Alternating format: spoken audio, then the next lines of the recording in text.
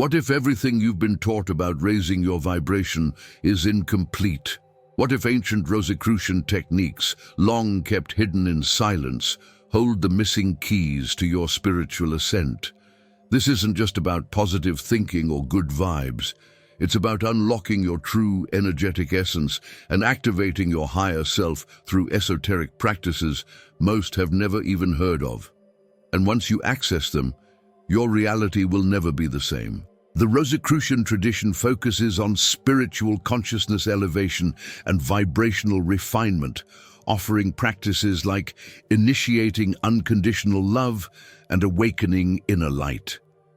In the stillness of the soul, something ancient begins to stir.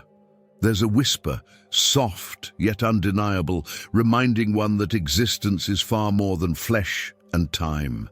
It is the call of spiritual consciousness, a flame lit in the inner sanctum, awaiting its moment to rise. When one aligns with higher states of being, the universe doesn't just respond, it mirrors.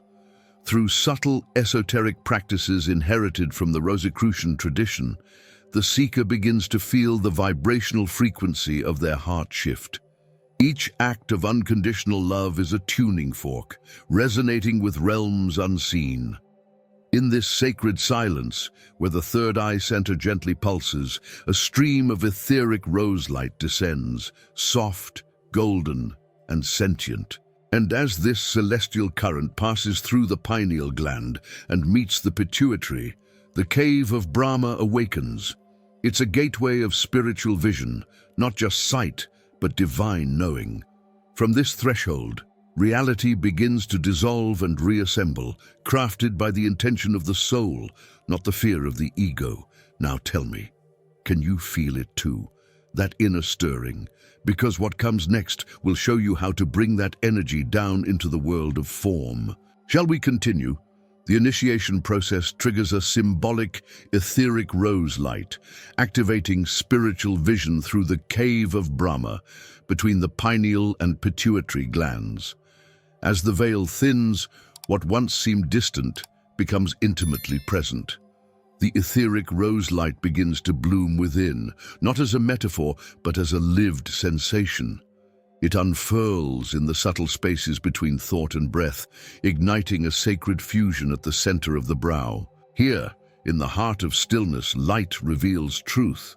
This is not ordinary vision, it is spiritual vision, a kind of seeing that does not rely on eyes. In the sacred union of the pineal and pituitary, ancient scriptures speak of the cave of Brahma, a luminous chamber where the essence of reality is whispered by cosmic energies. It is here that seekers glimpse beyond illusion. Some experience this as an inner glow during deep meditation, others as vivid dreams, sudden insights, or a warm pulse above the eyebrows. To awaken it, one might sit in silence before dawn, visualizing a blooming rose made of starlight. Let the petals open in rhythm with your breath and trust the light to lead you. But what if I told you that this light isn't meant to stay only within? What if its purpose is to reshape the world around you too? The next step unveils that path. Have you ever felt lost, disconnected from who you really are? I created 3 transformative ebooks to help you reconnect with your true essence. Click on the link in the pinned comment and begin your transformation now. By harmonizing will and action centers, practitioners achieve tangible changes, reflecting Eastern philosophies' energy focus, like the lower dantian in Chinese alchemy. True manifestation doesn't begin with desire. It begins with alignment. In the wisdom of Chinese alchemy and Japanese philosophy, there's a sacred chamber within the body, the lower dantian, a core of still power where the energies of will and action reside. When harmonized, they act as a vibrational conductor, a bridge between spirit and matter. The modern mind often rushes to act before attuning the inner frequency. But in the esoteric path, intention is not just thought, it's energy shaped by inner clarity. To manifest means to let your inner world resonate so purely that the outer world has no choice but to respond. This is where the spiritual ascent touches down into material transformation. A powerful way to activate this harmony is by practicing focused breathwork into the lower abdomen, imagining a golden orb gathering energy. Pair this with a daily intention written by hand, then spoken aloud with conviction. Over time, reality bends, not through force but by the magnetism of inner coherence, and yet there is a deeper alchemy still, one that reshapes not just your world but your very essence. Would you dare step into the fire of transmutation? Let's go there next. Emphasis on alchemy highlights spiritual material unity, evolving one's spiritual resonance through energy alignment and matter refinement. Alchemy was never just about turning lead into gold. It was about turning soul into light. In the sacred science of the ancients, transformation is not forced. It is allowed. The practitioner becomes the crucible, where energy healing and spiritual fire refine the essence of being. This is where the spiritual ascent meets the grit of life. Each inner conflict, each emotional upheaval is not a setback, it's raw material. Through the dissolving practice, the seeker learns to observe without attachment, allowing lower vibrations to transmute into clarity and peace. Like a flame purifying metal, this process burns away the unnecessary, leaving only essence. It is in this mystical dance that spiritual texts speak of transfiguration, the moment when who you are begins to vibrate differently. The physical world starts to respond, emotions stabilize, opportunities flow, lightness returns. One may feel pulled to rearrange a room, change a routine, or shift how they speak, all signs that the alchemy is alive within. But what empowers this alchemy to endure? What turns fleeting clarity into lasting transformation? The answer lies in the next layer of the path. And it may surprise you. Core practices like self-observation and stability foster insight and balance, aiding spiritual evolution and emotional control. Transformation cannot root itself in chaos. That's why the true seeker cultivates self-observation, not to judge, but to witness, to become the silent moon above the waves of thought. It is in this still gaze that illusions begin to dissolve, and authentic direction emerges from the quiet beneath. Stability isn't stiffness, it's presence. It's the unshakable center from which one navigates even the fiercest storms. Esoteric practices often teach grounding through rituals with earth elements, like sitting on soil, holding grounding crystals such as hematite, or working with root-affirming mantras. These harmonize the body's currents, making it a vibrational conductor for peace. When one adds consistency to these observations, journaling, mindful pauses, emotional check-ins, spiritual ascent becomes less like a leap and more like a graceful unfolding.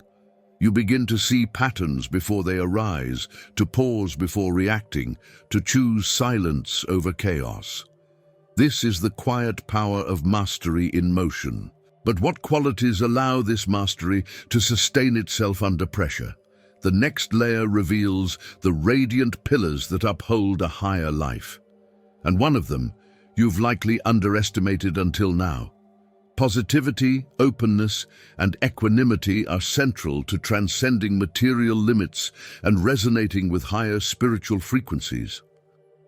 Elevation isn't just about ascending, it's about becoming light enough to rise. And that lightness comes from cultivating positivity, not as forced cheer, but as a choice to see what's possible, even in the dark.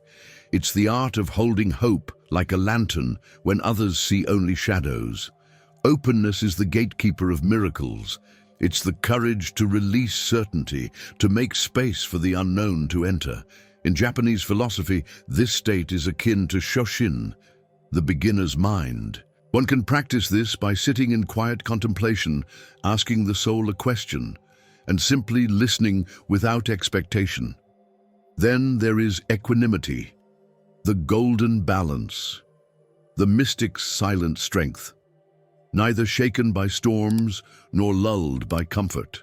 The one who cultivates equanimity becomes a clear vessel for cosmic energies to move through. Daily rituals like candle gazing, walking meditations, or even backward review at night train the spirit to remain serene and sovereign. But what if the path doesn't end here? What if ancient techniques exist that unlock even deeper layers of perception, hidden in plain sight? That is where we go next. Techniques such as the backward review, dissolving practice, and Michelic Yoga deepen spiritual awareness, bridging material and cosmic realms. When the inner journey deepens, the tools must evolve to match the subtlety of higher states. Among these refined instruments, the backward review stands as a sacred mirror. Practiced at night, it involves retracing the day from the present moment back to the morning. This mental pilgrimage helps the seeker observe hidden reactions, retrieve lost energy, and cultivate lucidity amidst everyday life. It is a portal to self-observation in motion. Alongside it, the dissolving practice teaches the mystic to release. Rather than clinging to unresolved emotions or dense mental patterns, one allows them to surface through breath and stillness. The practitioner visualizes each rigid thought or feeling dissolving like mist at dawn. In this process, layers of illusion fall away, and what remains is a profound inner spaciousness, a clarity untouched by the noise of the world. For those drawn to even subtler dimensions of transformation, Michelic Yoga offers a rare synthesis. Rooted in the vibration of celestial harmony, it involves aligning one's energetic structure with universal archetypes and rhythmic movements that open the will and action centers. This path doesn't seek escape from the material world, but rather a complete spiritual realization within it. A life where each action becomes prayer and each breath a step toward wholeness. Now that you've glimpsed these sacred teachings, what will you do with them? Will you let them fade, or will you anchor them into your life?